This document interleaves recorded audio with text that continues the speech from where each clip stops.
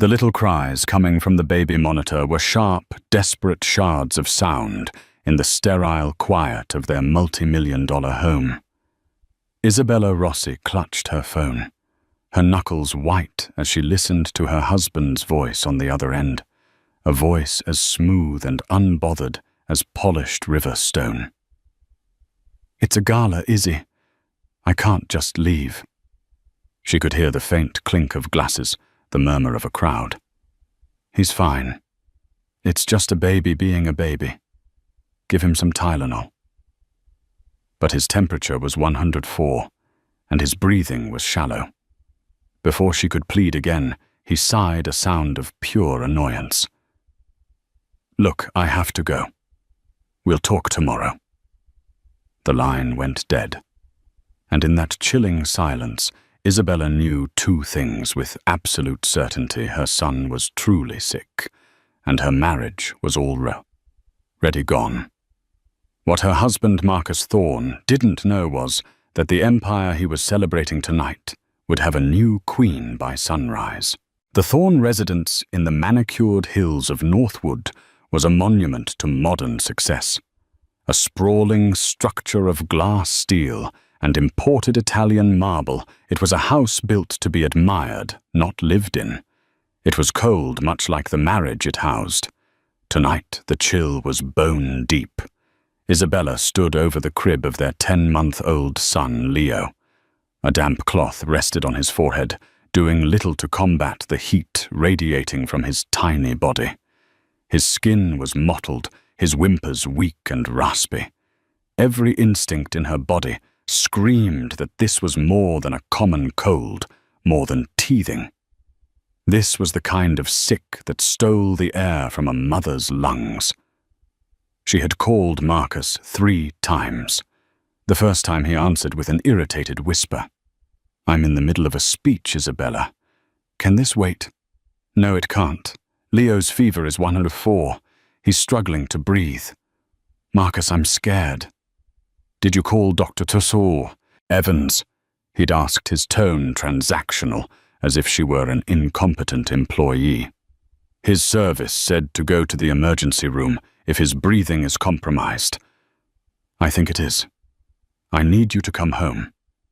I don't want to go alone." A heavy sigh. "You're overreacting. You always do. Give him the medicine. I'll check in later." He hung up. The second call went straight to voicemail. The third call was the one that shattered everything. He picked up his voice slick with champagne and impatience. That's when he delivered the line that would echo in her mind for years to come. "It's just a baby being a baby." And then he was gone, choosing the glitter of the Thorne Development's annual benefactors gala over his sick child. She knew with a certainty that settled like ice in her veins that he wasn't just at a gala. He was with her. Sienna Vance, a junior marketing associate at his company, all of 24 years old, with ambition that shone brighter than her highlights. Isabella had seen the signs for months. The late-night board meetings, the faint scent of a perfume that wasn't hers on his suit's the second phone he thought she didn't know about. She had tried to address it to salvage the life they had built. Each attempt was met with gaslighting and accusations of being a bored, hysterical housewife. He called her life of managing their estate, raising their son, and hosting his endless parade of business partners a vacation. He'd forgotten that she wasn't just a pretty face he'd married. He'd forgotten the woman she used to be before she became Mrs. Thorne. Isabella Rossi, the architect, the woman who had graduated top of her class from Columbia, the woman who had co-designed the very building where his company was first headquartered. She had given up her own promising firm to support his believing his promises of a partnership, a shared life, a shared empire. Tonight, he had made it clear what that promise was worth. Looking at Leo so fragile and small, a different kind of fire ignited within her. It wasn't the hot, messy flame of jealousy. It was a cold, controlled burn of pure, unadulterated rage.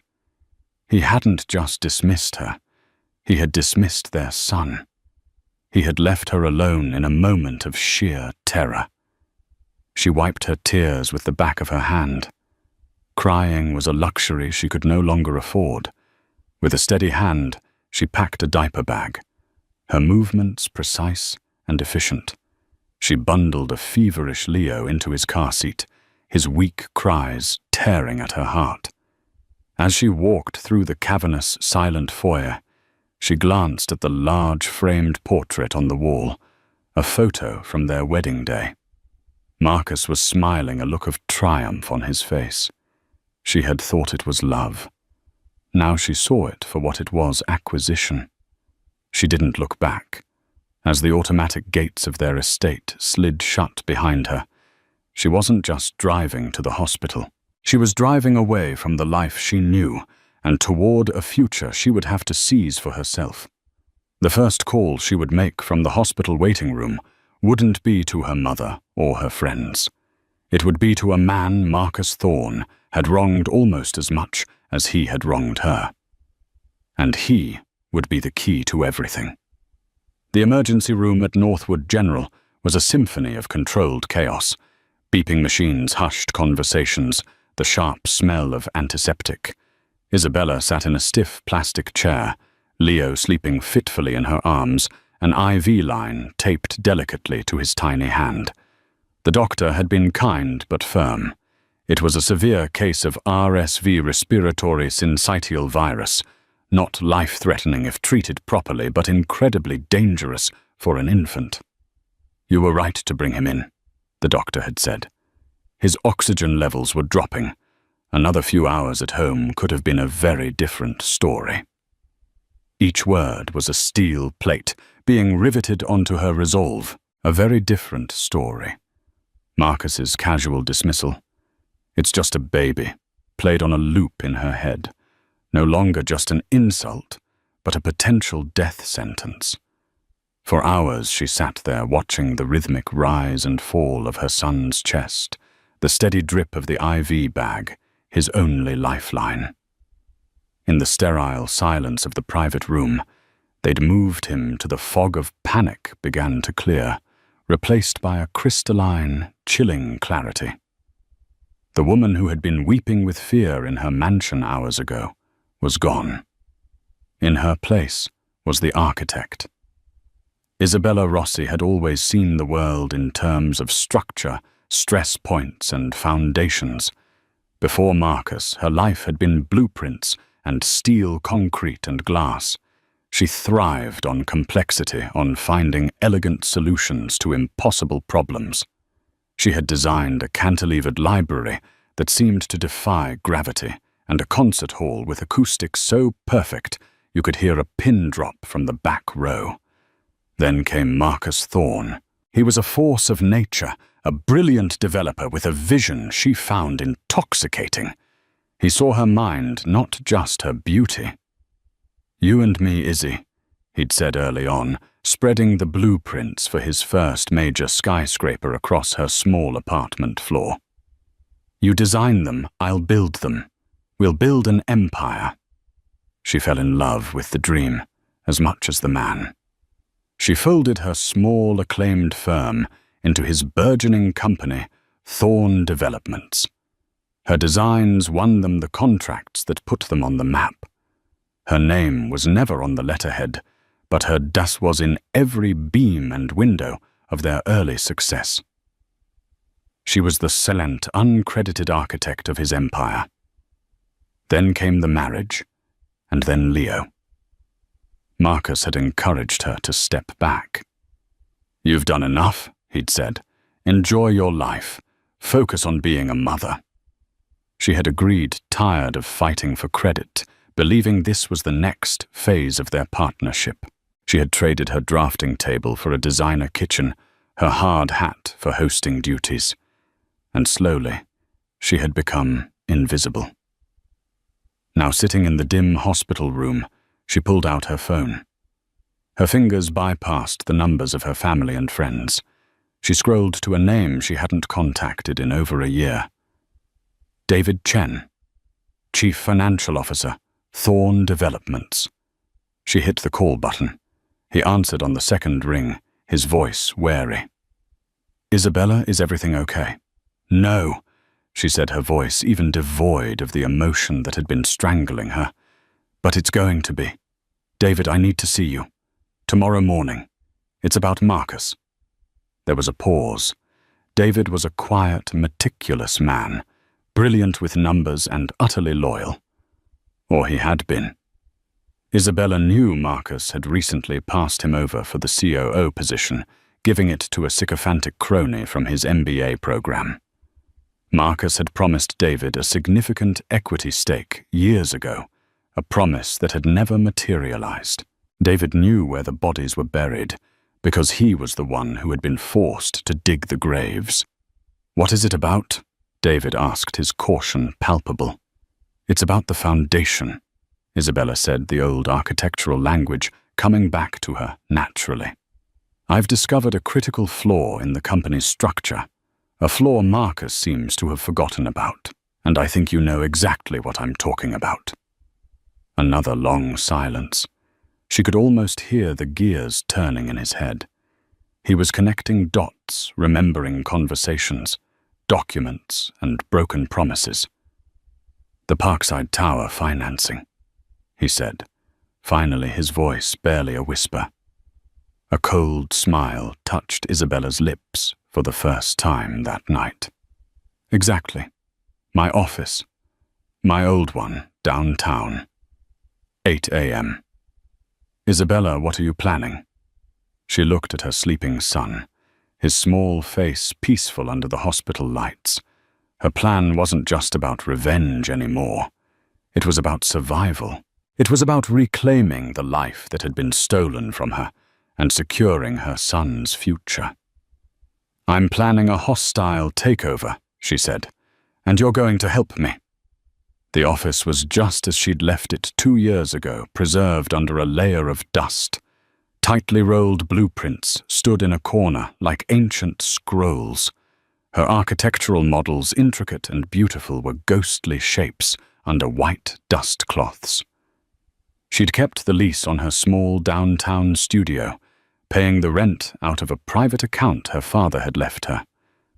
It was her one secret escape hatch, a place that was hers and hers alone.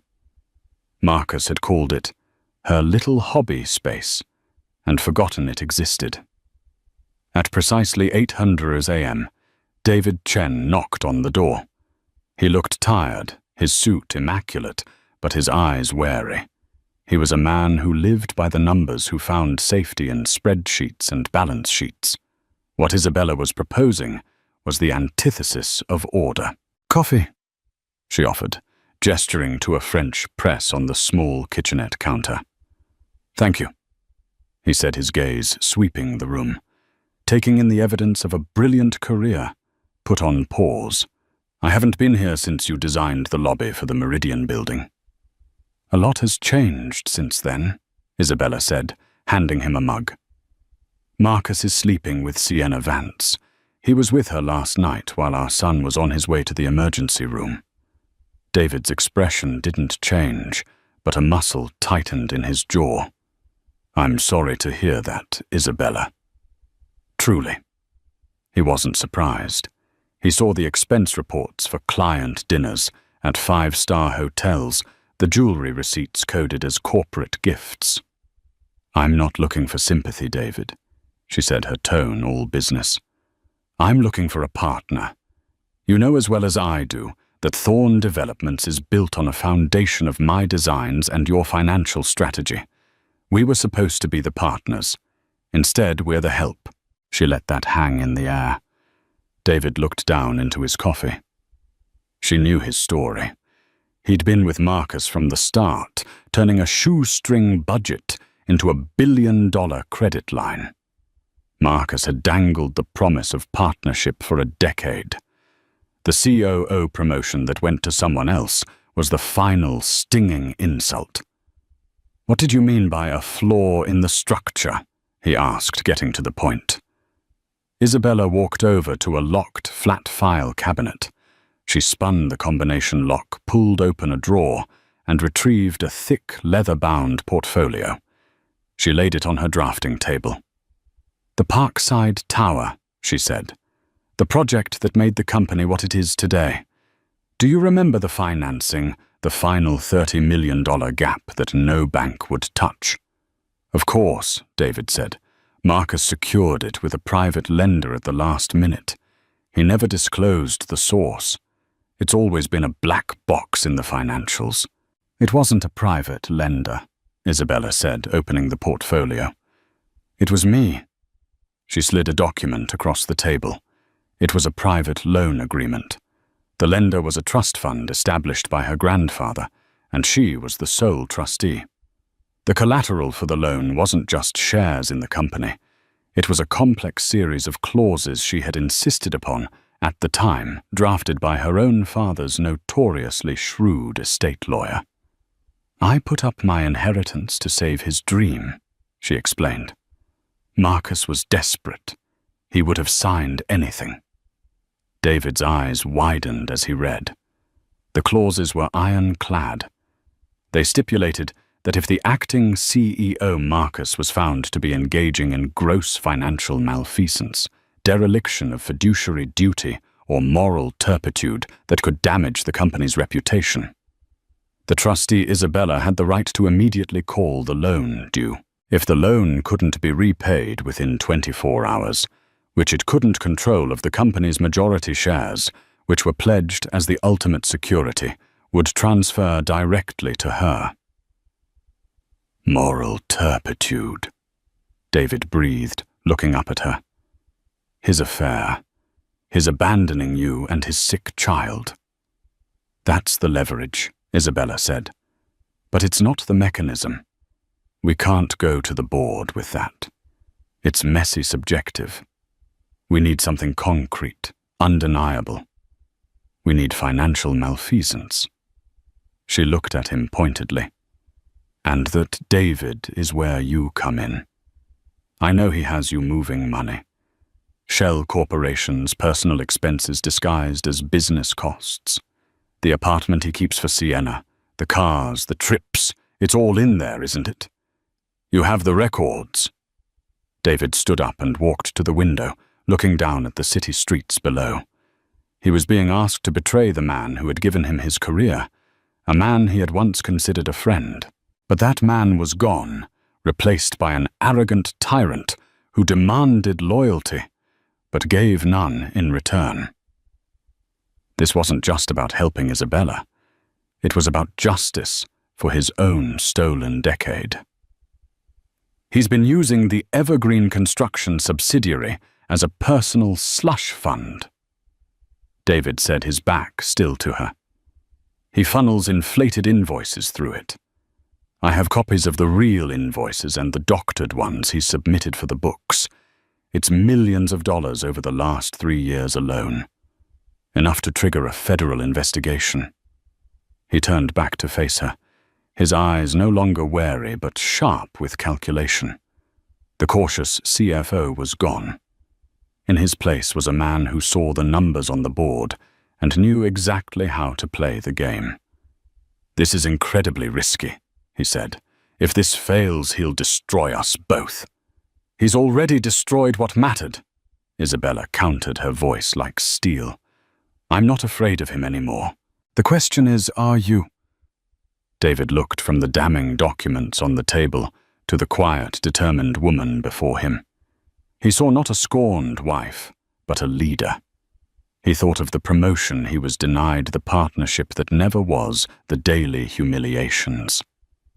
"He's at a development retreat in Aspen until tomorrow afternoon," David said. "Sienna is with him. His flight lands at 5 p.m. We'd have to move fast." It was all the confirmation she needed.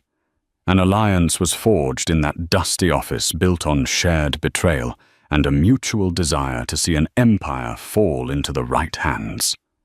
"Then let's get to work," Isabella said. "We have less than 36 hours to dismantle a king." Their next stop was not a gleaming corporate law firm. It was a discreet old money establishment in a brownstone on the Upper East Side. The name on the brass plaque read Gable and Croft. There was no website, no advertising. One went to Harriet Gable when a problem needed to be solved with the brutal, silent efficiency of a surgical strike.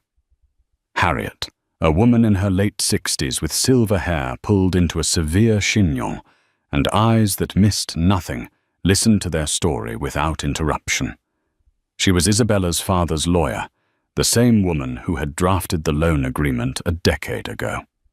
She remembered the meeting well. "Your father was a wise man, Isabella," Harriet said, after David had finished his detailed explanation of Marcus's financial gymnastics. "He told me, Marcus Thorne is a brilliant builder, but a reckless man. Build my daughter a fortress within that contract."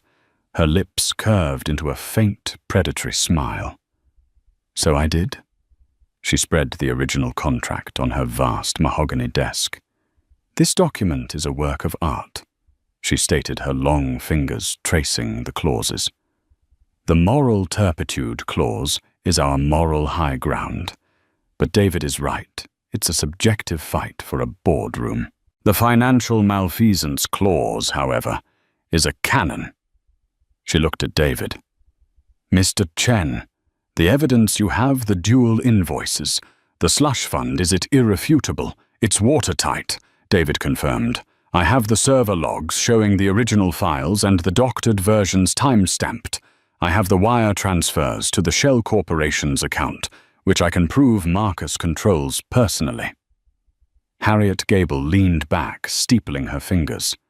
"Excellent. Then here is how we proceed. This is not a negotiation. It is an execution. We will trigger the clauses simultaneously. It will be a blitzkrieg." The plan she laid out was audacious. Step 1 was David. He would compile all the financial evidence into a secure, encrypted digital portfolio. This would be the cannonball. Step 2 was Harriet. She would draft 2 sets of documents. The first would be the formal calling of the loan, citing the financial malfeasance to be delivered to the company's board of directors. The second and more critical document would be an emergency filing with the state's corporate governance board and the bank that held the company's primary shares in escrow. This filing would execute the transfer of majority ownership to Isabella as per the security agreement in her loan contract. "The key," Harriet explained, her eyes gleaming, "is Article 11, Section B of the company's own bylaws, the very bylaws Marcus had drafted. It allows for an emergency transfer of executive power without a board vote in the event of catastrophic legal or financial liability that threatens the immediate solvency of the corporation. Your evidence, Mr. Chen, proves that Marcus is the catastrophic liability. We are not taking the company. We are saving it from its rogue CEO." She was using Marcus's own tools against him. It was brilliant. "When does this happen?" Isabella asked, her heart hammering against her ribs. "Timing is everything," Harriet said, looking at her calendar. "Marcus lands at 5 p.m. tomorrow. He'll go straight from the airport to his mistress's apartment. He won't check in with the office until the next morning, so we act tomorrow evening. At 7 p.m. sharp, Mr. Chen, you will electronically transmit the evidence portfolio to me and to a secure email address I will provide for each board member. At 7:01 p.m., my messenger will hand-deliver the notice to the acting chairman of the board's residence. At the same time, I will electronically file the share transfer with the state and the escrow agent. The digital timestamp is our proof." By the time the board members have finished reading the first page of David's evidence, Harriet continued, the share transfer will already be legally processed. They will be faced with a choice side with a CEO who has just been exposed as a crook and has already lost control of the company or ratify the new majority shareholder. It will be the easiest decision they ever make. There was a chilling perfection to it. No room for error. No time for Marcus to fight back.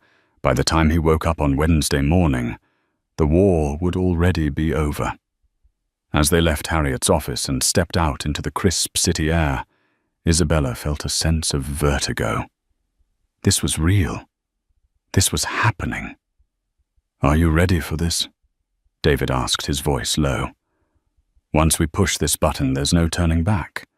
You will be in charge of $1 billion company. You'll be his boss." Isabella thought of Leo in his hospital bed. She thought of Marcus's voice on the phone, dripping with contempt. "It's just a baby." She looked at David, her expression hardened into a mask of pure determination. "He built his empire in my shadow," she said. "It's time I stepped into the sun. Let's burn him down." Tuesday was a day of surreal calm before the storm. Isabella spent the day at the hospital, her world shrunk to the size of Leo's private room. He was responding well to treatment.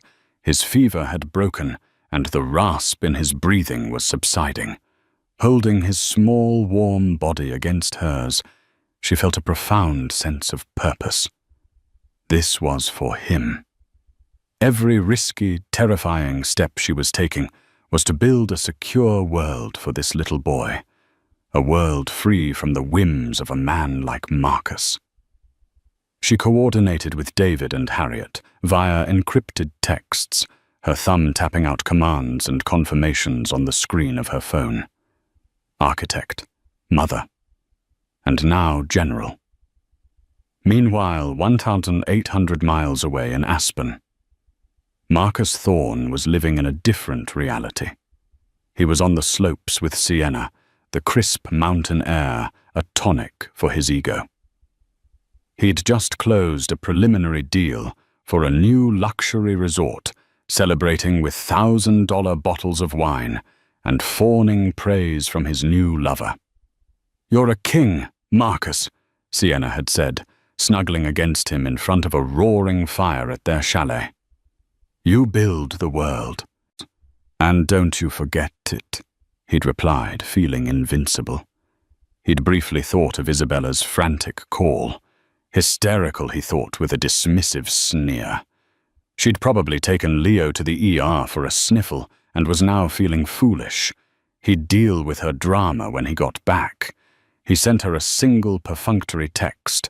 "Hope all is well. Landing tomorrow at 5. He didn't notice that she never replied. At 5:00 p.m. on Tuesday, Marcus's private jet touched down at Teterboro Airport. As Harriet predicted, he didn't go home. His driver took him straight to a sleek high-rise in Chelsea, to the apartment he leased for Sienna, the one paid for by the Evergreen Construction Slush Fund. At 6:55 p.m., Isabella was buckling a sleeping Leo into his car seat, discharged from the hospital and ready to go home. The timing felt like a sign from the universe. At the same time, in his home office, David Chen had his finger hovering over his mouse. On his screen was a single encrypted file labeled Project Nightingale. It contained every piece of damning evidence against Marcus. A distribution list was preloaded Harriet Gable and the personal email addresses of all 7 board members of Thorne Developments. In her office, Harriet Gable had 2 documents open on her screen. One was the emergency filing for the State Corporate Governance Board. The other was the official share transfer execution for the escrow agent. Both were ready to be sent with a single click. The city hummed around them, oblivious to the silent digital coup that was about to take place. At 7:00 p.m. on the dot, David clicked send. The cannonball had been fired. Instantly, phones began to chime in quiet, wealthy homes across the tri-state area as the board members received the email. The subject line crafted by Harriet was simple and impossible to ignore. Urgent evidence of fiduciary dereliction by CEO Marcus Thorne. At 7, 2:01 p.m. Harriet clicked her own mouse twice. The filings were sent, the digital timestamps were recorded.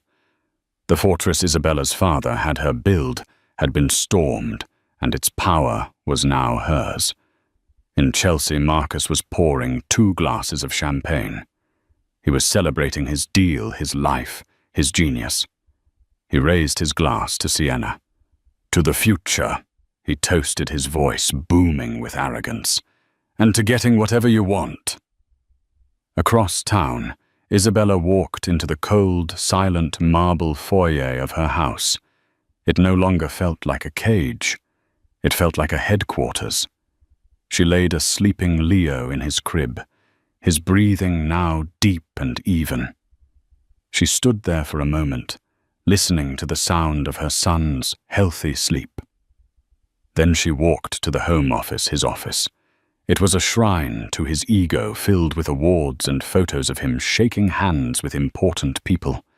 She sat down in his large leather chair. It felt comfortable. It felt right. The board members, initially shocked, were now frantically reading David's report. The evidence was overwhelming, a tidal wave of fraud and deceit. There were copies of bank statements, fake invoices, and even a copy of the lease for the Chelsea apartment paid for by the company. As they were reeling, a second email from Harriet Gable arrived. Subject: notification of change in majority ownership of Thorn Developments. It was checkmate. There was nothing to debate. Siding with Marcus now would be corporate suicide.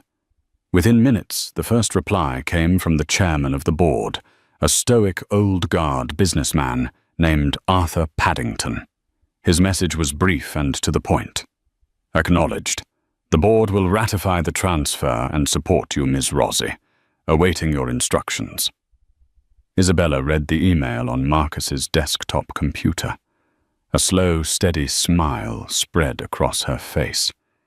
It wasn't a smile of glee or joy. It was the quiet, satisfied smile of an architect watching her most complex, most personal, most important design rise perfectly into place. The king was toasting his reign in a fool's paradise. He had no idea his kingdom had already fallen. Marcus Thorn woke to the unfamiliar sensation of cheap morning light. Not the carefully filtered automated glow of his Northwood mansion, but the raw, unfiltered glare of a New York City sunrise slicing through the floor-to-ceiling windows of Sienna's apartment. He had a dull headache, pounding in rhythm with the distant sound of a car horn, and his mouth tasted of stale champagne and regret not for his infidelity, but for indulging in a third bottle of Krug. "Morning, sleepyhead," Sienna murmured, stretching beside him. Did the king have sweet dreams of his kingdom? Something like that, he grunted, swinging his legs out of bed. Power was his aphrodisiac, and last night's Aspen deal had left him feeling like a god. He reached for his phone, ready to begin his daily ritual of firing off commands and asserting his dominance over the empire he commanded. He tapped the icon for his corporate email. A small, sterile box popped up. "Access denied. Please contact your system administrator." He frowned, a flicker of annoyance. Damn IT department probably pushed a faulty security update. He tried again. Same result. He switched to the company's internal messaging platform, intending to blast the head of technology. His profile, usually a confident headshot, was gone. In its place was a generic grey silhouette. All his channels and groups were inaccessible. "What is it, honey?" Sienna asked, propping herself up on an elbow. "Nothing. Idiots can't keep the servers running." He snapped, his irritation growing. He decided to bypass the small stuff and check on the wire transfer for the Aspen deal. He opened his corporate banking app. Invalid credentials. Now, the flicker of annoyance ignited into a spark of genuine alarm. This wasn't a simple glitch. This was a system-wide lockout. He redialed his COO, Frank, the crony he'd promoted over David. This time, Frank picked up his voice, a high-pitched squeak of pure panic. "Marcus, oh my God, Marcus, where are you? What the hell is going on, Frank? Why am I locked out of everything?" Marcus barked. "They're gone, Marcus, the accounts, the board. They had an emergency meeting last night. They're saying you're out. Harriet Gable's people are here, changing locks, taking servers offline. It's Isabella, Marcus. Somehow, it's Isabella." The name hit him like a physical shock. Isabella. His quiet, docile housewife, Isabella. The idea was so ludicrous, so utterly nonsensical that he actually laughed. "Frank, you're hysterical. She wouldn't know how to run a bath, let alone a coup. It's a hack, a sophisticated one. Now get a grip, I'm on my way." He hung up his heart, hammering a frantic, discordant rhythm against his ribs. He threw on his clothes from the night before, ignoring Sienna's questions. "I have to go," he said, his mind a whirlwind of denial and rage. The thought of Isabella orchestrating this was absurd. It had to be a competitor. Someone trying to cripple him. He'd crush them. The Uber ride to Midtown was a blur of frantic energy. He was a caged tiger, pacing the confines of the back seat. He envisioned himself storming the lobby, a wrathful god, descending to restore order, firing Frank for his incompetence, suing the hackers into oblivion, and reasserting his absolute control.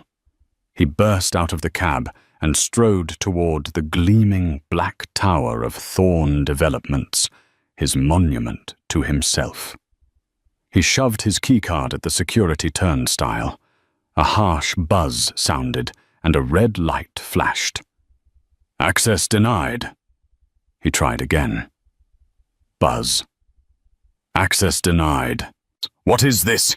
he roared at the lobby's head of security, a broad-shouldered man named Paul he'd seen 1,000 times. "Paul, open this gate right now." Paul looked deeply uncomfortable, refusing to meet his eyes. "I'm sorry, Mr. Thorne. My instructions are, your access has been revoked. I can't let you pass." "Your instructions? I give the instructions here." He bellowed, his voice echoing in the vast marble lobby. A few employees lingered near the elevators, watching, whispering. The public humiliation was a splash of cold water, but it only fueled his rage. "You are finished, Paul. Do you hear me? I'll have your job. That will be all, Paul. You're handling the situation correctly." The voice was calm-cold and utterly authoritative. Marcus spun around. Standing there was Harriet Gable, flanked by 2 impassive security consultants in dark suits. She held a thick navy-blue file folder. "Ms. Gable," he sneered, trying to regain some semblance of control. "To what do I owe the pleasure? Has my hysterical wife hired you to serve me divorce papers?" "She has," Harriet said without a flicker of emotion. "But that is the least of your concerns." She held out the folder. "This is for you. I suggest you read it before you embarrass yourself further." He snatched it from her hand and retreated to a leather bench in the lobby, the curious stares of his former employees burning into his back. He ripped it open. The first page was a formal notice from the board of directors. "Effective immediately. Marcus Thorne has been removed as CEO and chairman, a result of the execution of clauses pertaining to financial malfeasance and dereliction of duty, as stipulated in the Parkside Tower financing agreement. Majority ownership and all executive authority has been legally transferred to Isabella Rossi." He read her name 3 times, but his brain refused to process it.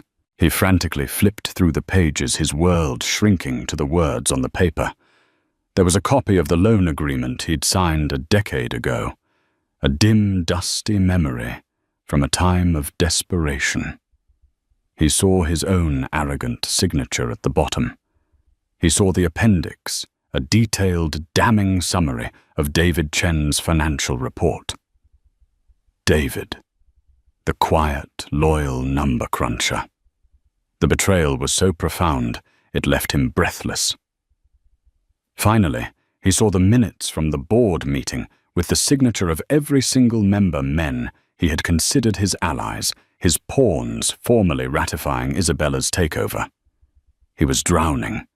He fumbled for his phone, dialing the board chairman, Arthur Paddington. Voicemail. He tried another member. Voicemail. One by one, he tried them all. Each unanswered call was another door slamming shut, another nail in his coffin. He was an exile, a pariah. The frantic energy drained out of him, replaced by a hollow, terrifying cold. He hailed another cab, his voice a hoarse whisper. Northwood. The journey home was a descent into a personal hell. The city he had once seen as his personal playground now felt alien and mocking. He saw flashes of Isabella's face over the years, her sharp questions about contracts he'd told her not to worry about, the keen intelligence in her eyes he had chosen to ignore, her quiet competence he had mistaken for weakness. This wasn't a sudden emotional act. This was a strategy, a long-planned, meticulously executed demolition. When he finally burst through the front door of his home, he found it silent. He stormed through the marble halls, shouting her name. Isabella! Isabella! He found her in his office. Her office. She was sitting behind his desk, dressed in a sharp, dark blue power dress. The air in the room was different. The clutter of his ego, the pointless awards, the self-congratulatory photos had been cleared away. The room felt cleaner, more focused, more powerful. On the desk in front of her were two things, a steaming cup of tea and a set of divorce papers. She didn't look up when he entered. She simply took a slow, deliberate sip of her tea, the clink of the porcelain against the saucer, the only sound in the room. What have you done? He breathed, his voice a ragged mess of disbelief and fury. She finally raised her eyes to meet his. Her gaze was not hateful or tearful or vengeful. It was something far worse. It was indifferent. It was the look of a CEO assessing a failed asset. I secured my son's future, she said, her voice as calm as a frozen lake. Something you were unwilling to do. This is my company, my life, he roared, slamming his fists on the desk, a pathetic echo of his earlier rage. You tricked me.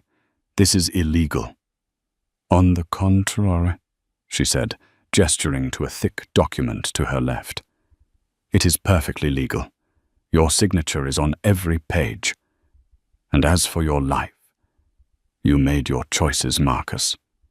You chose the gala. You chose the mistress. You chose to tell me my fears for our son's health didn't matter. You said he was just a baby. Well, this, she swept her hand around the office, is just a company. She pushed the divorce papers towards him. Sign these. They are exceptionally generous. You'll be left with more than enough to start over. You will have supervised visitation with Leo contingent on your behavior. If you sign this, all stays quiet. If you fight me, she tapped the folder containing David's evidence. This goes to the U.S. Attorney's office, and I assure you they will be far less generous than I am. He stared at her, truly seeing her for the first time in years. The quiet, accommodating wife was gone. In her place was a queen, a titan, a woman made of iron and ice. The architect he had once admired and then foolishly tried to cage had just demolished his world and built her own on the rubble. And he finally truly understood. He had not been overthrown by an enemy. He had been overthrown by a consequence he himself had created. The confrontation in the office was not the swift execution Isabella had anticipated. It was the slow, agonizing dismantling of a man. Faced with the undeniable checkmate of the divorce papers and the threat of federal prosecution, Marcus's rage fractured, revealing the terrified hollow man beneath. He began to cycle through the only tactics he had left: manipulation and bluster. "You can't do this, Izzy," he started, his voice attempting a tone of reason that sounded utterly foreign. "You'll run the company into the ground. You're an architect, not a CEO. These deals, the investors, you don't understand that world." Isabella simply leaned back in her chair, the leather creaking softly. "I understand the foundation of this company better than anyone, Marcus. I understand that your Lakeside Elysian project is over-leveraged by 30%, and the environmental impact reports you buried are a class action lawsuit waiting to happen. I understand that the Singaporean Sovereign Fund is looking for sustainable investments, not reckless vanity projects. I understand it all perfectly." His jaw went slack. She knew. She hadn't just been a wife. She had been watching, listening, and learning. He switched tactics, trying to bargain. Okay, you've made your point. You're angry. I get it. I messed up. So let's make a deal. Don't cut me out completely. Let me stay on as a consultant, a silent partner.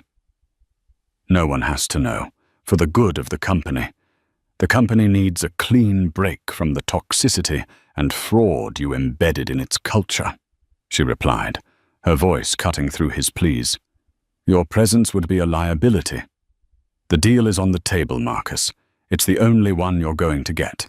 He finally resorted to his last, most despicable weapon. Their son. Think of Leo. What will this do to him? His parents at war, his father publicly ruined. You would do that to your own child out of spite? The last vestiges of warmth in Isabella's eyes turned to permafrost. She stood up, leaning her knuckles on the desk, her face a mask of cold fury. I am doing this for my child. You seem to have forgotten that you declared war when you left that same child struggling to breathe so you could drink champagne with your mistress. You ruined yourself, Marcus. I am just signing the paperwork. She slid the pen across the polished desk. It came to a stop directly in front of him. The finality of the gesture broke him. He stared at the pen, a simple instrument that now held the weight of his entire world. With a trembling hand, he picked it up. This pen had signed billion-dollar deals, scrawled arrogant notes in the margins of blueprints, and endorsed checks for lavish gifts for his lover. Now its only purpose was to sign his own surrender. His signature, usually a bold, confident, / was a shaky, almost illegible crawl across the signature line. He was signing away his marriage, his company, his name, his very identity. He dropped the pen as if it had burned him. He looked up. His eyes hollowed out, searching her face for any flicker of the woman he had married. He found none. Are you happy now? He whispered the question, pathetic.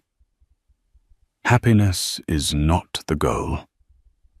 Isabella replied, her voice steady as stone as she collected the signed papers. Security is. Freedom is. My son and I are now secure, and I am finally free. You should go, Marcus. A new security team will be here in an hour to change the locks. He stumbled out of the office, a man erased. As the heavy front door clicked shut behind him, Isabella stood alone in the silence. There was no surge of triumphant laughter. There was only the slow, deep exhale of a breath she felt like she had been holding for 10 years. The immense weight of her new reality settled onto her shoulders, but it did not feel like a burden. It felt like a mantle of power. She walked over to the window and looked out at the city. Then she picked up the phone and made her first official call as CEO. "David," she said, her voice clear and firm. "It's done. I'll see you at 7 a.m. We have work to do." The following days were a masterclass in controlled transition. Isabella's first all-hands meeting was held in the company's main auditorium. As she walked onto the stage, a wave of whispers and murmurs rippled through the anxious crowd. They saw the woman from the society pages, the CEO's beautiful wife. They were expecting a tearful, vengeful speech or an incompetent figurehead. They were wrong.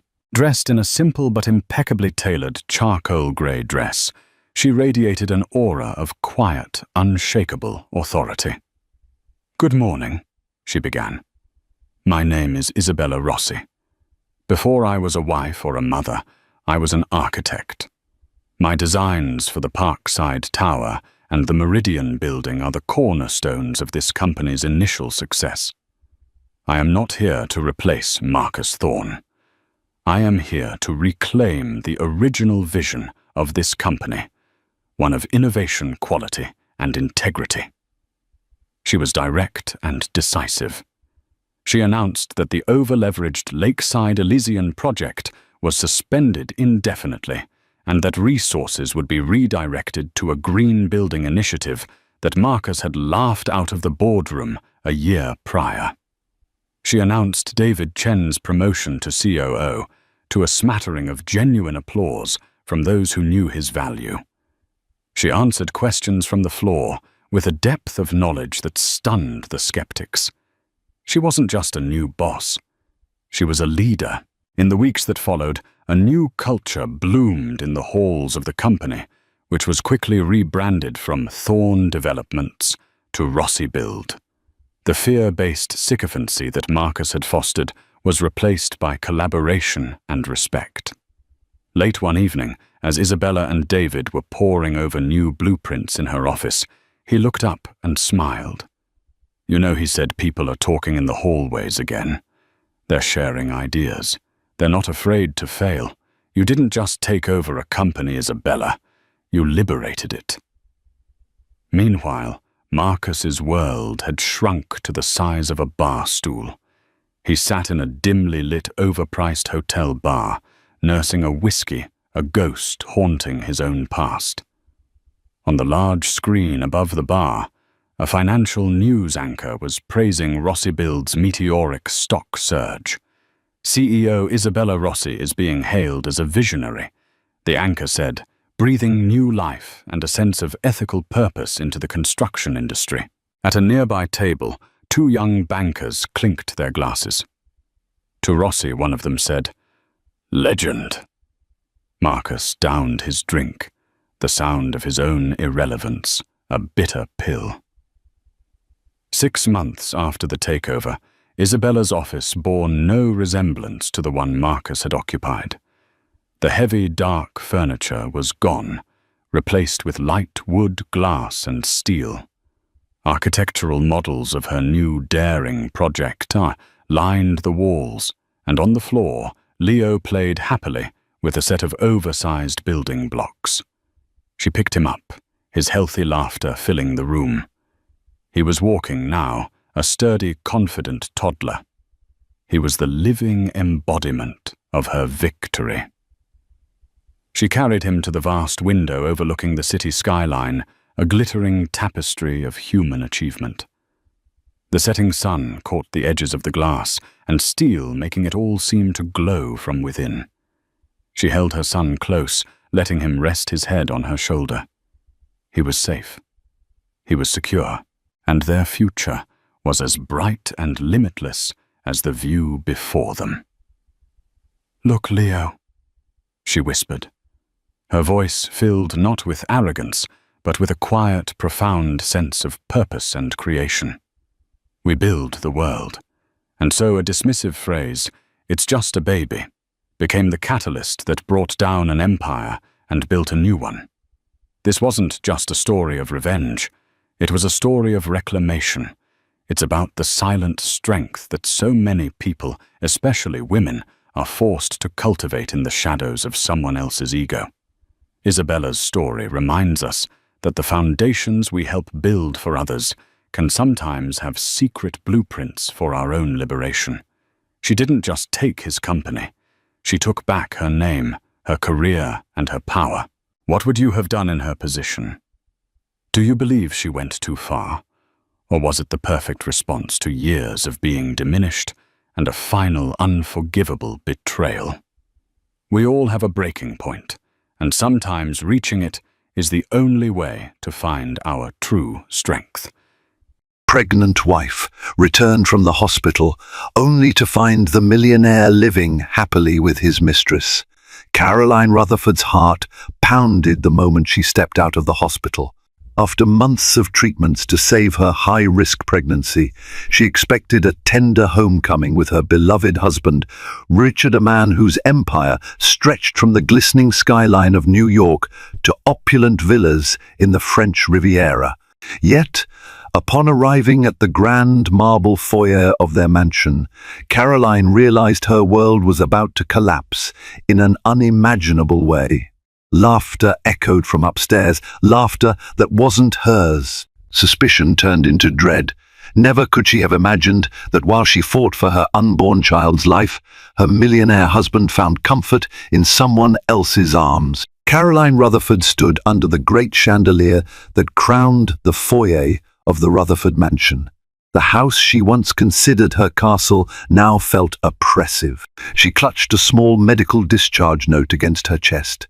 In her other hand, she balanced a bag of medication prescribed for her fragile condition. For several months, she had been away in Switzerland's famed Rosenberg Clinic, recommended by her physician, Dr. Maria Rosenberg, whose family had founded the private facility. The clinic specialized in high-risk pregnancies. Caroline's journey had been lonely and perilous, all in hopes of preserving the life of her unborn child. Yet, as she inhaled the perfumed air, a mix of fresh roses and expensive cologne, Caroline's intuition screamed that something was wrong. She pictured her husband, Richard Rutherford, a powerful businessman adored by tabloids and envied by colleagues. For years, he had exuded the aura of a devoted partner, a charming philanthropist who donated generously to global charities. Their marriage had not always been smooth, but she believed they stood on solid ground. That certainty began to crumble when she heard an unfamiliar female voice echo from the upstairs study. A radiant, tinkling laughter, so casual, so relaxed, and definitely not hers. Every step Caroline took felt heavier than the last, as if the house itself conspired to trap her in heartbreak. Caroline ascended the winding staircase, her hand trembling over the golden railing. She could almost feel the presence of betrayal thick in the air. As she reached the landing, the hushed sound of intimate conversation filtered through the corridor. She paused outside the study door, ajar, just enough to reveal the silhouette of a woman leaning comfortably against Richard's leather office chair. Her name was Bianca Moretti, a fashion designer from Milan, rumored to have captured the hearts and fortunes of powerful men. Caroline recognized her immediately. Several months ago, at a Paris charity gala, Bianca had stood beside Richard for a photo that ended up on numerous gossip websites. Back then, Caroline dismissed the speculations, trusting that her husband's devotion was genuine, but the image before her spoke volumes. Richard sat with one hand resting intimately on Bianca's knee, while he chuckled at something she whispered into his ear. The ease with which he leaned in like they'd been lovers for centuries shattered every remaining doubt in Caroline's mind. She swayed, pressing a hand to her abdomen as a fresh wave of dizziness struck her. Her baby, this precious life she had fought so hard for, was now the only force tethering her to sanity. Gathering the fragments of her composure, Caroline took a shaky step into the study, knocking lightly on the door to announce her presence. In that instant, both Richard and Bianca turned toward her. Bianca's expression morphed from amusement to shock, and Richard's mouth opened in silent horror. Caroline's delicate features were a far cry from the confident socialite she had once been. Pale and exhausted, she carried a presence both heartbreaking and formidable. "Caroline," Richard managed, jumping to his feet. He rushed forward as if to assist her, but she extended a trembling hand to keep him at arm's length. "Is this how you welcome me home?" she asked, voice quivering. "I thought I would return to a devoted husband, not this spectacle." Bianca rose from the chair, adjusting her hair and smoothing her designer blouse. She stood tall, flashing a sly confidence, as though her presence was beyond question. Caroline noticed the subtle diamond bracelet on Bianca's wrist, one Caroline herself had admired once in a Tiffany's catalogue. The betrayal ran deep. Richard stammered an explanation, but the words sounded hollow. "I can explain things aren't what they look like," he said. The phrase was painfully cliché, and Caroline found herself biting her lip to hold back tears and rage. In the ensuing silence, the tension was so thick it could have been cut with a knife. Bianca, with a flicker of brazen boldness, gently placed her hand on Richard's shoulder as if to signal her ownership. That single gesture ignited a fury within Caroline she never thought herself capable of feeling. Caroline recalled the many hours she had spent in the clinic bed, the lonely nights connected to the fourth drips, the sharp pangs of fear when she thought she might lose the pregnancy, and the glimmer of hope each time a nurse brought good news.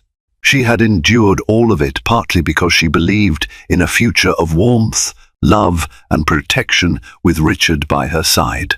That dream was now as fragile as shattered glass on marble floors.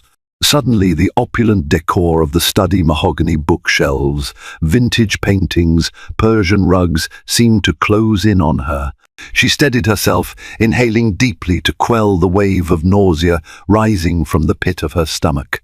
With quiet determination, Caroline turned to Bianca first. "I suggest you leave," she said, her voice steady. Bianca's eyes narrowed, but she gathered her designer handbag and strutted toward the door, leaving behind a poisonous cloud of expensive perfume. Then Caroline faced her husband. "How long, Richard?" she asked, voice cracking. "How long have you been living in this lie?" Richard looked cornered, like a man who had just watched his world spin off its axis. "Caroline," he began, running a hand over his neatly trimmed hair, "this isn't what you think. Bianca was. She was just helping me manage some business deals in Milan. It's complicated." Caroline nearly laughed at the flimsy excuse. Their entire relationship felt like it was unraveling in slow motion. Slowly, she placed a hand on her abdomen, sensing the baby shift. A wave of protective anger fueled her words. "I risked my life for our child. I believed in the vow we made to face everything together. Meanwhile, you decided to play the devoted husband in public while you courted your mistress in private." The stinging bitterness in her voice was undeniable. Richard's eyes darted to the ground, unable to meet her gaze. While he might have been a titan in boardrooms, commanding deals worth millions, here he stood powerless. Caroline felt tears threaten, but she refused to break in front of him. She turned on her heels and walked out of the study, ignoring his pleas for her to stay. Each step down the hallway reverberated like a judge's gavel, sealing the first act of heartbreak in a drama far from its conclusion. Caroline locked herself in the master bedroom, the one she once shared with Richard, filled with memories of whispered laughter and early morning cuddles. Her reflection in the ornate mirror showed a woman she barely recognized, gaunt, pale, and hollow-eyed from months of medical stress. She recalled the day her obstetrician, Dr. David Macmillan, told her how precarious her pregnancy was. Complications threatened her health, and the baby was at constant risk. She flew to Switzerland under Dr. Macmillan's advice to seek specialized care, believing her husband would support her every step of the way. Yet, phone calls from Richard had grown increasingly rare over the last month. Replaced by a parade of excuses, sudden business trips, emergency board meetings, time zone conflicts. Caroline didn't want to be a suspicious wife who bombarded him with accusations, so she gave him space, trusting that his business empire demanded extraordinary attention. Now, that kindness felt like a cruel betrayal. She sank onto the bed, burying her face in a pillow to muffle sobs that shook her body. Through her tears, her resolve slowly solidified. She had to protect herself and her child. She refused to be an afterthought or a pawn in Richard's double life. The next morning, Caroline woke with swollen eyes and a dull ache throughout her body. She ventured downstairs to find the dining room table laden with her favorite breakfast items, fresh fruit, croissants, and a pot of chamomile tea steeping. A hopeful sign, perhaps an olive branch extended by Richard, yet he was nowhere to be seen. As she sipped her tea, she replayed the previous night's events in her mind. Every time she recalled Bianca's smug grin or the way Richard tried to stutter an explanation, anger boiled in her veins. But overshadowing that anger was a profound heartbreak. Her phone buzzed, pulling her back to the present. A text from her closest friend, Rebecca Smith, popped up. "How are you holding up? Heard you're back in town. Need to see you." Rebecca was one of the few people Caroline trusted wholeheartedly. In fact, she'd once confided to Rebecca about her fertility struggles before her pregnancy was finally confirmed. Caroline typed back, fingers trembling, "I'm not okay. Come as soon as you can." Moments later, she heard footsteps and turned to see Richard entering the dining room, looking determined. The tension between them was palpable. She straightened, preparing for the inevitable confrontation. Richard approached cautiously, hands tucked into the pockets of his tailored trousers. His gaze searched Caroline's face, seeking any trace of warmth. Finding none, he exhaled a defeated sigh. "Caroline, can we talk, please?" She gestured for him to sit, her expression icy. "Go ahead. Talk." He lowered himself onto a chair across from her. She noticed how his usually confident posture was slumped. "I won't insult your intelligence by claiming there's nothing between Bianca and me. But it started. It started when the loneliness got to me." Caroline's heart clenched. "Loneliness? Do you realize how lonely I was in that hospital? Day after day, with doctors warning me I could lose this baby at any time. All I had was faith that you were my anchor, my reason to hold on." Richard swallowed hard. "I know," he said, voice shaking. "I failed you. I got caught up in the press, the company, in temptations. But I never wanted to replace you or our child." "Don't," Caroline snapped, cutting him off. "I'm not your consolation prize." He tried to reach for her hand, but she drew back. The silence that followed spoke more truth than any string of apologies ever could. Before Richard could voice another excuse, the doorbell rang. Caroline stood up, grateful for the interruption. She walked to the foyer, opening the grand doors to find Rebecca Smith. Her auburn hair was pulled into a messy bun, and concern etched lines across her usually cheerful face. Without a word, Caroline threw her arms around her friend, letting out a sob she had fought to contain in front of Richard. Once Rebecca was inside, Caroline led her to a quieter sitting room, away from Richard's piercing stare. The instant they settled on a plush velvet sofa, Caroline poured out the story of her discovery, the mistress, the betrayal, her heartbreak. Rebecca's eyes blazed with fury on Caroline's behalf. "I can't believe he'd do this, especially after everything you've gone through for this baby," she said, shaking her head in disbelief. "You have legal rights, Caroline.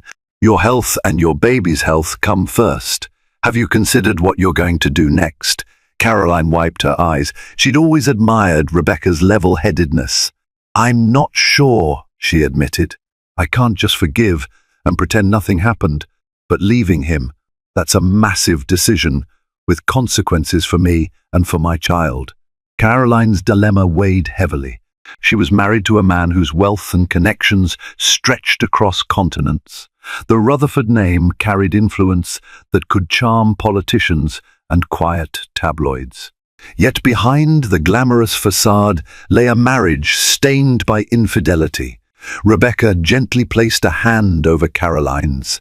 "No one can decide for you, but I'm here for whatever you choose. You deserve better than this. Your baby deserves better." Caroline nodded, feeling a swirl of gratitude and despair. Outside the window, she noticed Richard pacing by the gardens, speaking tersely into his phone. Probably damage control, she thought bitterly, either for business deals or for ensuring that rumors about Bianca and him didn't reach the press. A memory flashed in Caroline's mind, the day she and Richard married in a lavish ceremony at St. Patrick's Cathedral in New York. Their families beamed as they exchanged vows. Afterward, they danced under glittering chandeliers, believing they were a pair destined for greatness. Now, the vow for better or worse sounded like a sad echo. At last, Caroline squeezed Rebecca's hand. "I need to meet with a lawyer," she said. The words tasted foreign and terrifying on her tongue, but in that moment she felt it was the right step towards self-preservation. Later that afternoon, Caroline slipped away from the mansion under the pretense of visiting her obstetrician. Rebecca had arranged a discreet meeting with James Caldwell, a respected family lawyer who had guided many high-profile clients through divorces. Caroline felt a pang of anxiety as her driver navigated the city streets. This was a road she never imagined herself traveling. At Caldwell's office, a sleek downtown high-rise, Caroline was ushered into a conference room with plush chairs and modern art on the walls. James, an older gentleman with a kind face, greeted her warmly. She explained her situation in a trembling voice, from the precarious pregnancy to the discovery of Richard's affair. James listened with professional empathy, taking notes. "Given Richard's substantial assets and the fact that you've sacrificed significantly for your pregnancy," he said, "you have considerable legal standing. Moreover, if he's been openly consorting with Bianca, that's strong evidence of marital misconduct." Caroline swallowed. "I never wanted it to come to this. All I ever wanted was a loving family. But now I have to protect myself, my baby." James nodded. "I understand. The next step, if you choose it, is to separate legally or physically. We can also file for full spousal and child support." Caroline nodded uncertainly, feeling her life pivot on this decision. When Caroline returned to the mansion, she found Richard waiting in the foyer, wearing a stormy expression. He must have received some hint of her whereabouts, or guessed it. "Where were you?" he demanded, his voice hollow.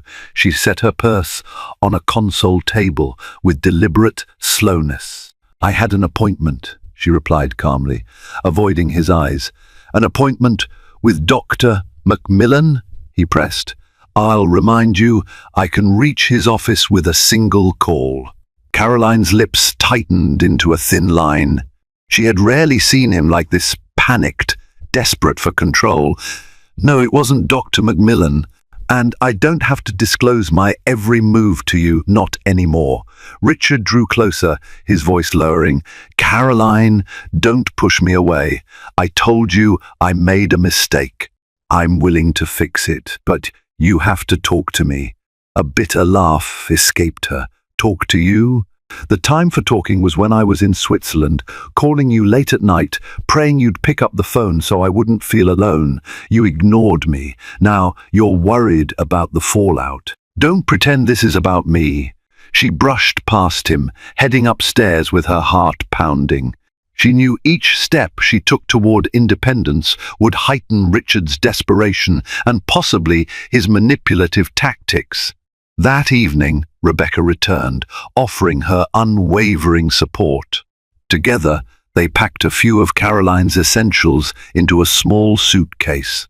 She intended to move into a penthouse suite that Rebecca had arranged through a friend of hers, Melissa Caldwell, James Caldwell's daughter, who managed luxury properties. This suite would grant Caroline some privacy away from the prying eyes of staff, neighbors, and most importantly, Richard. Caroline had no illusions about how Richard would react when he discovered her plan to leave. She felt a pang of sadness at the thought of abandoning the home she'd decorated and cherished. But the constant sting of betrayal within those walls was too heavy a burden. As she was about to close the suitcase, she caught sight of her wedding photos displayed on the nightstand. She paused, staring at the beaming faces of two people who believed in forever. Quietly, she slipped the photo from its frame and set it aside. Part of her wanted to tear it to shreds, but another part still clung to the hope of preserving memories for her child's sake, if nothing else, a record of a time when love had been pure. Rebecca guided her downstairs as discreetly as possible. The car waited, engine humming, ready to whisk Caroline into an uncertain new chapter. Richard intercepted them at the front door. His normally composed demeanor cracked, revealing raw desperation. "Caroline, please," he pleaded, his voice straining to remain calm. "We can't fix this if you leave." Caroline paused, her breath hitching. "You made your choices," she said. "This is the consequence." She motioned for Rebecca to usher her quickly out the door. The driver secured her suitcase, and Caroline slid into the car's back seat. As it rolled away, she looked out the window to see Richard standing on the driveway, hands clenched into fists of frustration. During the drive to the penthouse, Caroline ran through a barrage of emotions: fear, sorrow, anger, and oddly relief. Despite the heartbreak, there was a sense of autonomy in finally standing up for herself. They arrived at a sleek high rise overlooking Central Park. The doorman greeted them politely, and soon Caroline was stepping into a furnished penthouse that exuded contemporary elegance, floor-to-ceiling windows, minimalist decor, and the hush of privacy she so desperately needed. She took a seat on the plush sofa, letting out a long exhale. Rebecca squeezed her hand. "You're doing the right thing. Richard needs to understand the gravity of what he's done." Caroline nodded, feeling the first flickers of hope in the midst of overwhelming uncertainty. Days turned into a tense routine.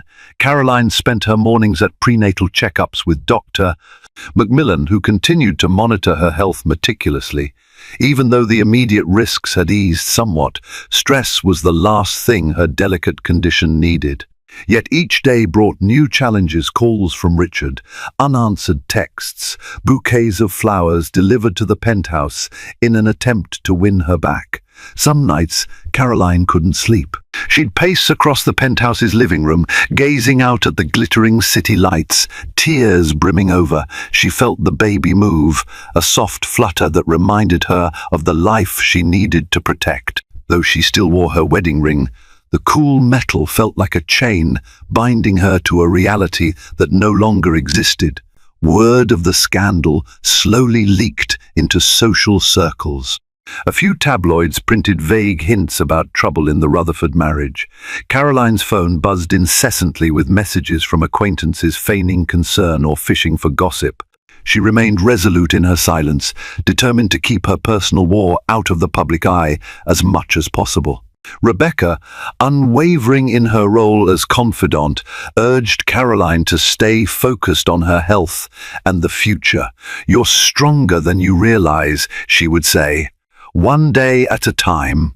Late one afternoon, Caroline visited the Rutherfords' family lawyer, separate from James Caldwell, to discuss her legal standing as the spouse of a high-profile billionaire. This lawyer, Penelope Addison, had known Caroline since the early days of her marriage to Richard.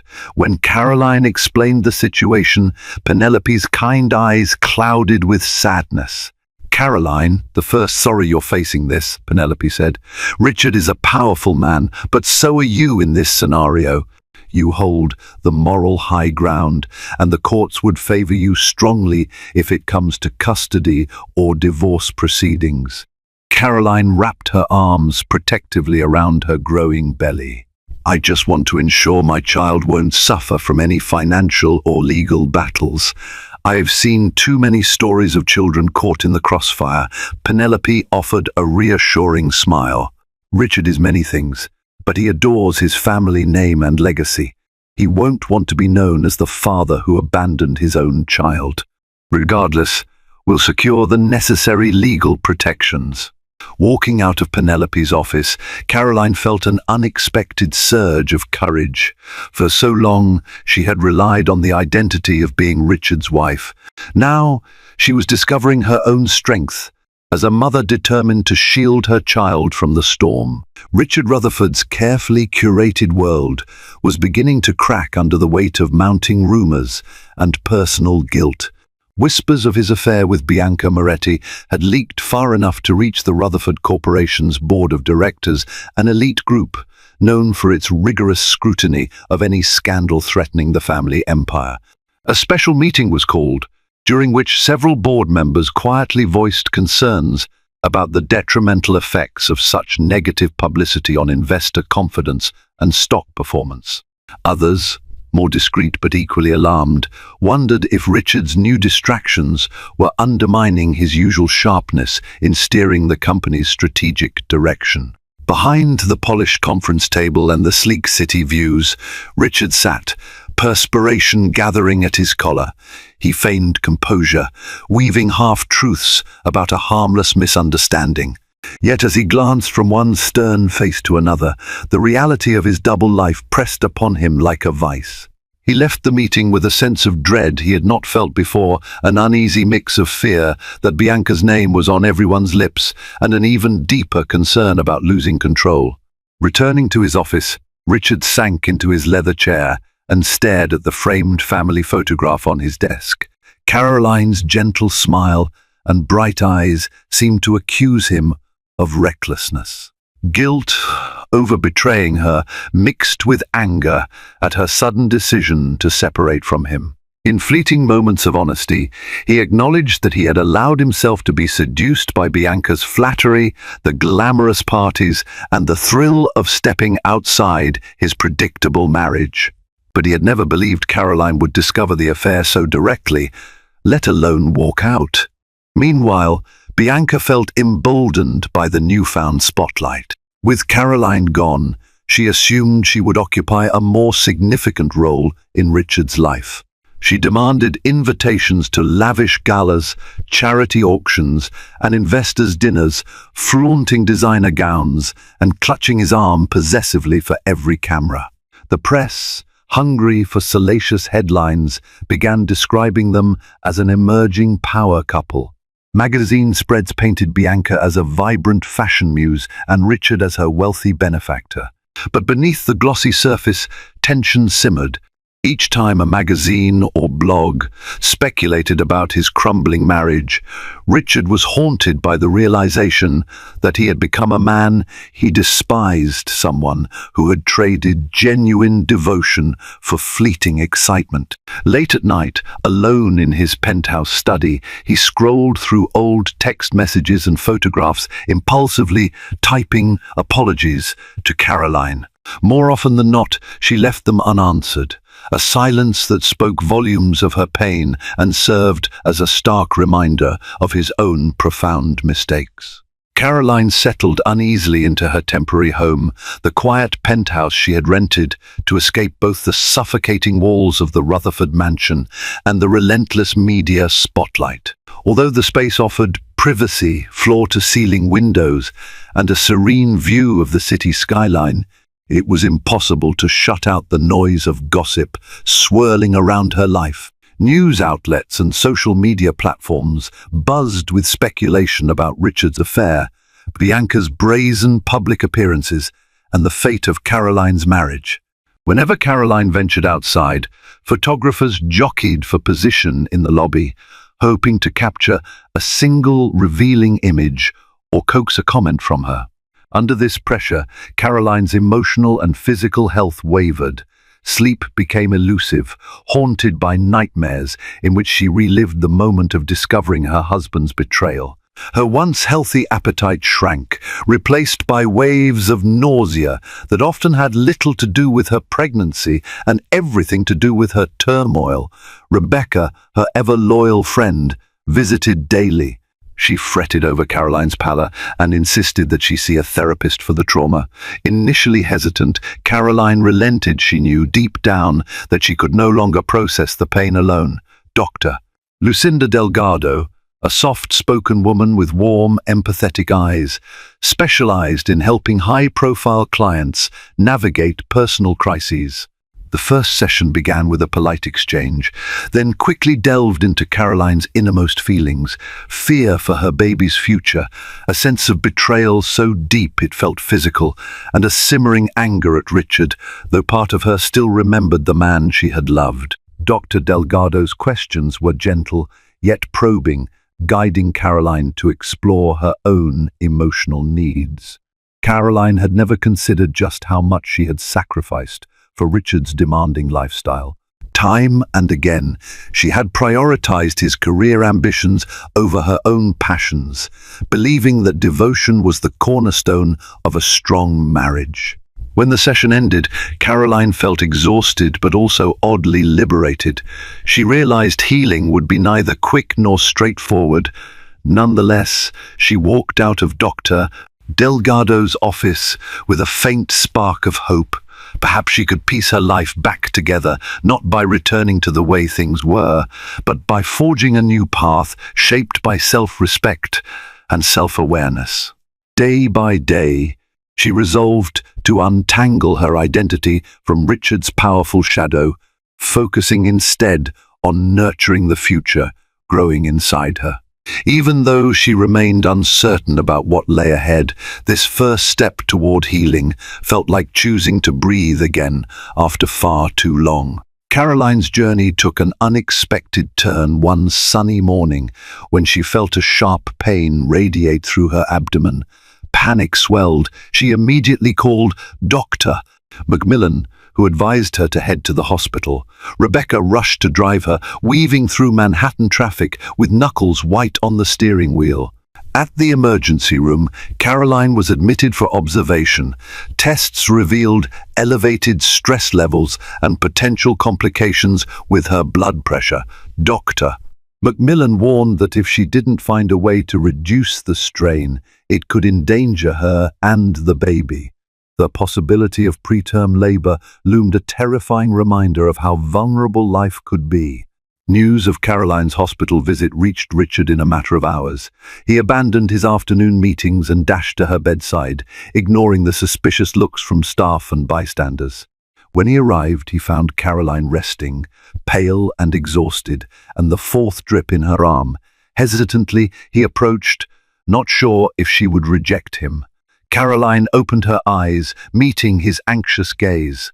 She had no energy to argue or berate him. In that moment, the father of her child was there, and she found a tiny shred of comfort in not being completely alone. Caroline's hospital stay stretched into several days. Under Dr. Macmillan's supervision, her condition stabilized, but she was advised to remain calm and well-rested. An uneasy truce formed between her and Richard. He lingered in the hospital room, quietly helping with small tasks, adjusting pillows, ensuring her meal tray was properly placed, fetching water. They spoke little of their marital crisis. The tension was still thick, but an unspoken compassion for the baby united them in that sterile environment. Bianca, however, was far from pleased. She bombarded Richard's phone with calls and texts, demanding to know why he had vanished and insinuating that Caroline was manipulating him. Torn between guilt and obligations, Richard mostly ignored Bianca's tirades, focusing on Caroline and the precarious health of their unborn child. One afternoon, as Caroline dozed, Richard stepped outside to take a call from the board of directors. That's when Bianca unexpectedly appeared, finding him in the hospital corridor. She wore a glamorous outfit that clashed with the austere surroundings, her face twisted in jealousy. "So this is where you've been hiding," she hissed. "I deserve answers, Richard. Don't forget our plans." His jaw tightened. For the first time, he felt annoyed by her demands. "Bianca, not now. Caroline is pregnant with my child, and she's in danger. Show some decency." Her eyes flared. The confrontation marked a turning point in their illicit relationship, a glimmer that the affair's shimmering allure was beginning to tarnish. Inside the hospital room, Caroline stirred awake to find Richard gone and no sign of a nurse. Confusion and anxiety spiked her heart rate. She carefully sat up, pressing the call button. Moments later, a nurse checked her vitals, offering reassurances that her husband had stepped out momentarily. Exhaustion washed over Caroline.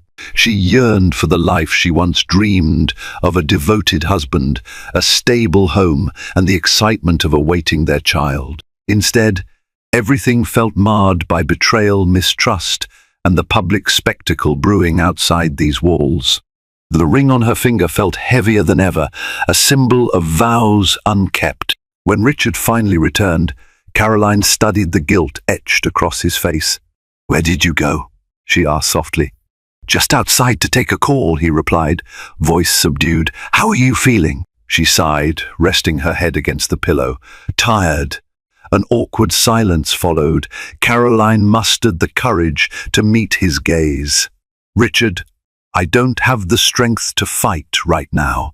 The baby's health is paramount. We can't keep allowing our bitterness to feed this storm." He nodded, contrite. "You're right. Let's focus on the baby first." In that moment, a fragile ceasefire began, though old wounds still burned beneath the surface. After a week, Caroline was discharged from the hospital with strict orders to avoid stress. Richard insisted she stay at the mansion, arguing that she'd have better access to round-the-clock care and more space to relax. Though initially hesitant, Caroline conceded for the baby's sake on the condition that Bianca was never to set foot on the property again. Entering the mansion felt surreal. The same grand foyer, the same glittering chandelier, now overshadowed by memories of betrayal. Yet, the staff hurried to accommodate her, preparing healthy meals and a serene atmosphere. Richard turned an empty guest suite into a private retreat for Caroline, offering her distance from the master bedroom that held too many painful reminders. At first, conversation between them was limited to mundane updates, meal preferences, doctor appointments, business headlines. Each day, they navigated a labyrinth of tension, uncertain how to balance their shared love for the baby with their fractured relationship. Caroline often retreated to a sun-drenched alcove overlooking the gardens, reading parenting books or journaling her tangled emotions. Richard tried in small ways to make amends, fresh flowers in her room, a gentle inquiry about her health, or picking up a parenting magazine left on a table, but no apology could erase the past. Caroline remained cautious, heart barricaded behind the fortress of heartbreak. Time moved forward, and Caroline entered her 7th month of pregnancy. The more her belly grew, the more she realized how much her life had changed since that first moment she found Richard with Bianca. Yet among the turmoil, subtle shifts began to shape their new normal.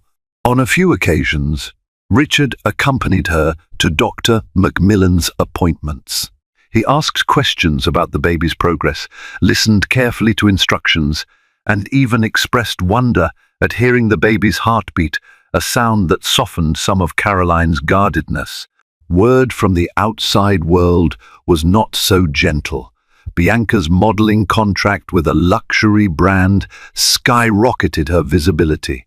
She was often photographed partying in Monaco or dining in exclusive restaurants, sometimes alluding to the powerful man who changed her life.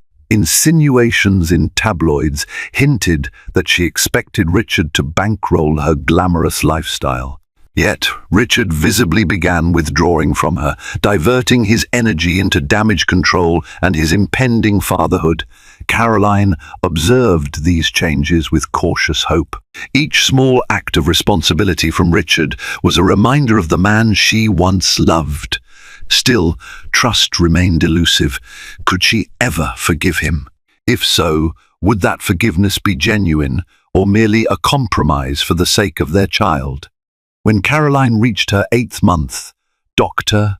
Macmillan recommended she remain on partial bed rest to reduce the risk of premature labor. Confined to her suite, she found solace in planning the nursery. Despite the uncertainty, she wanted her child's room to be a haven of warmth. Soft pastel walls, plush toys, and a vintage rocking chair gifted by her mother.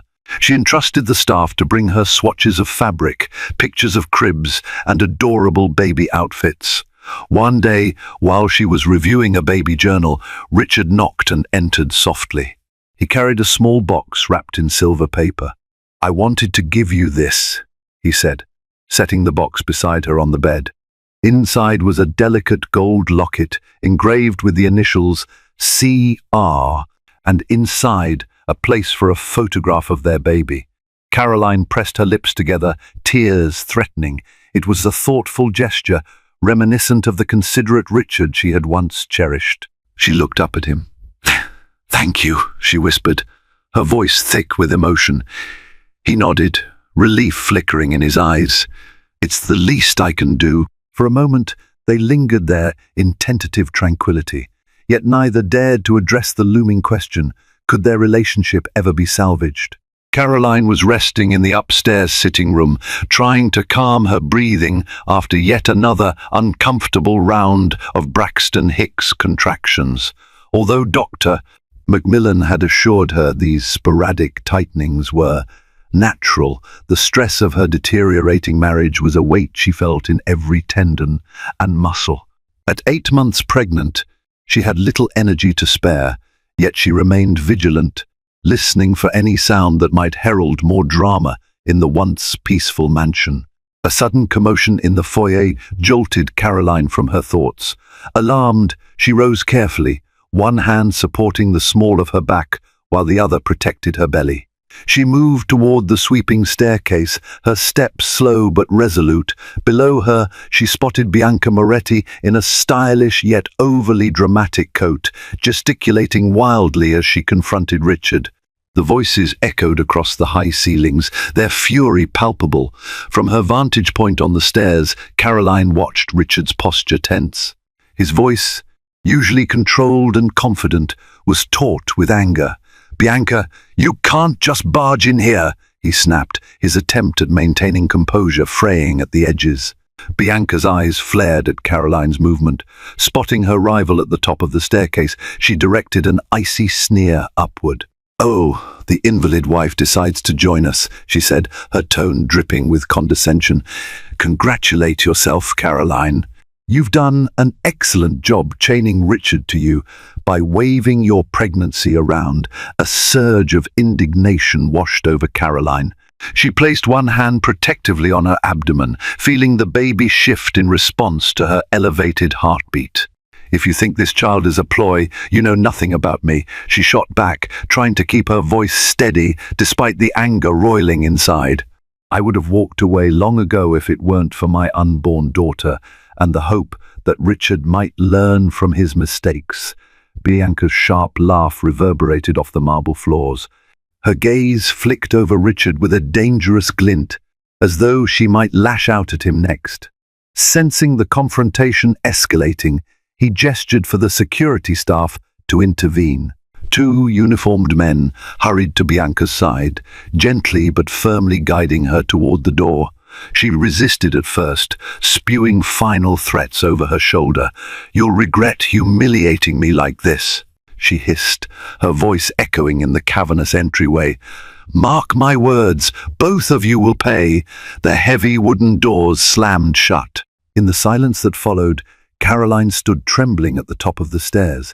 She looked down at Richard, who stared at the closed doors with a mixture of anger and dread.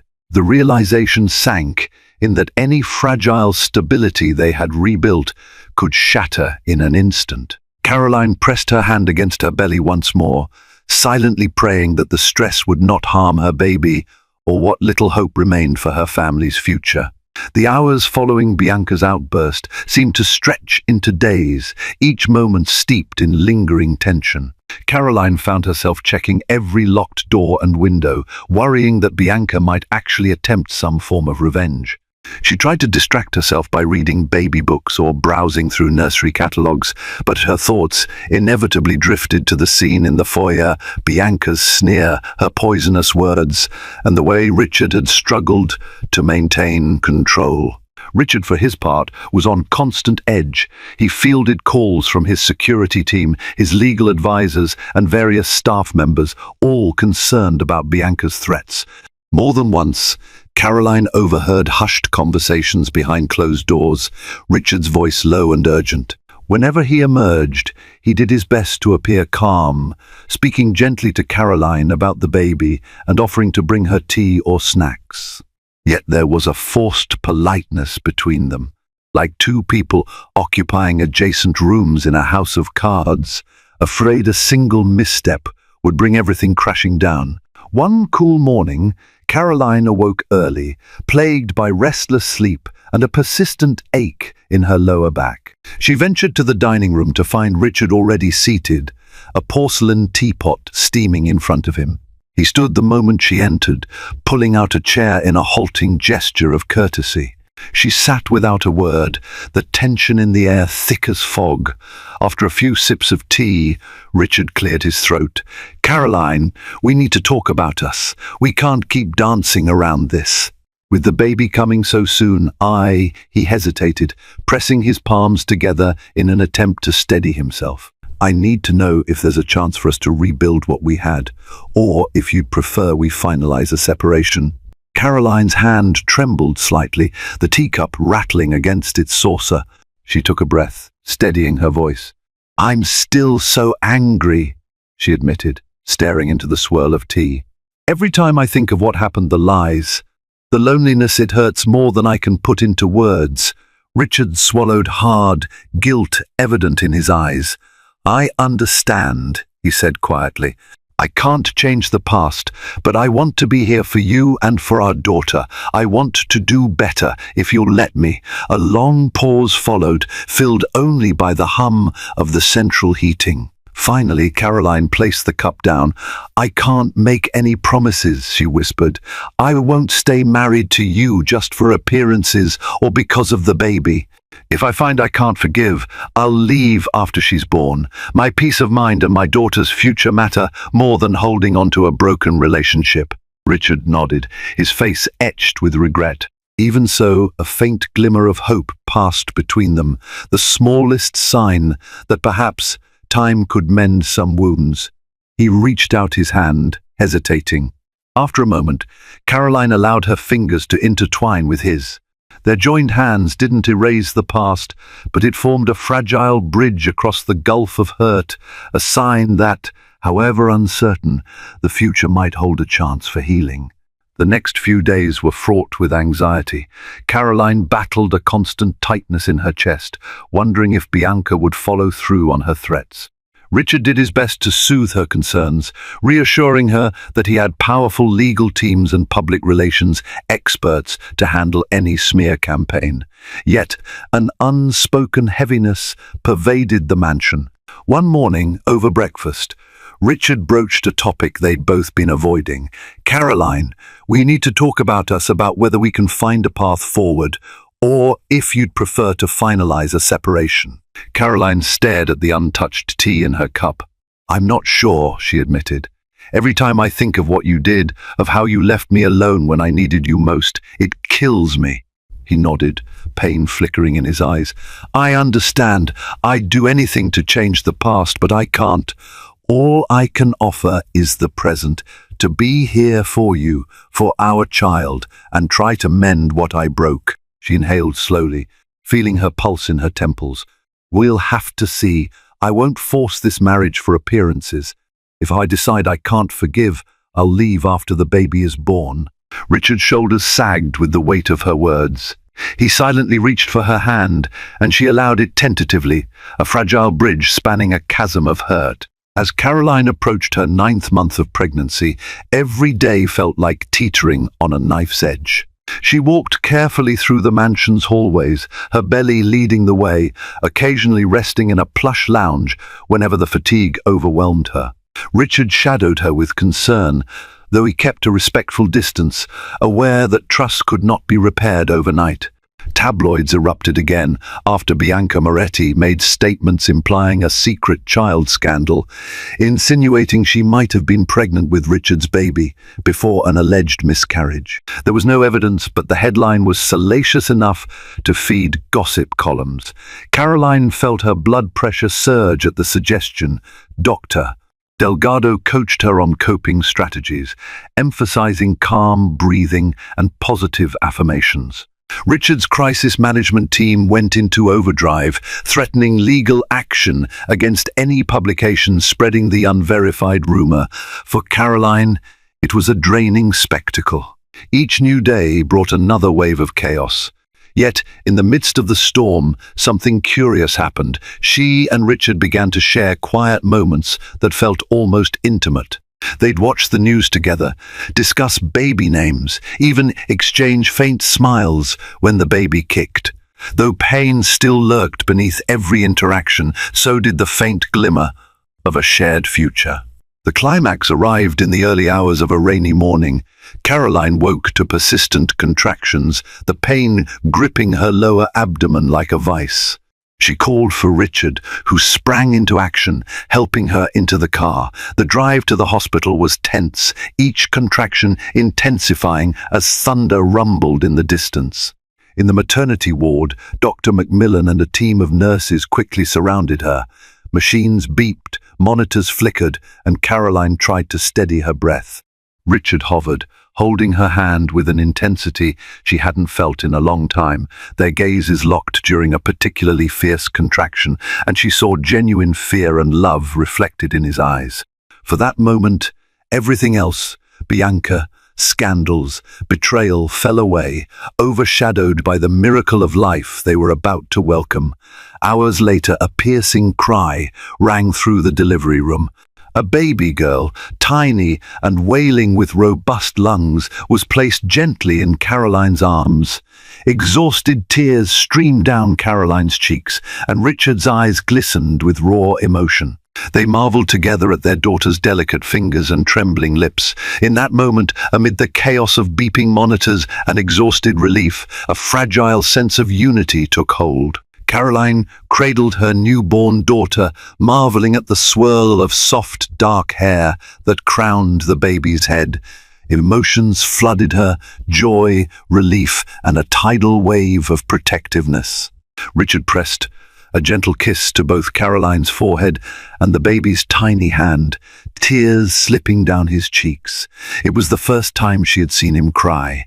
In the days that followed, the magnitude of their child's arrival overshadowed much of the bitterness.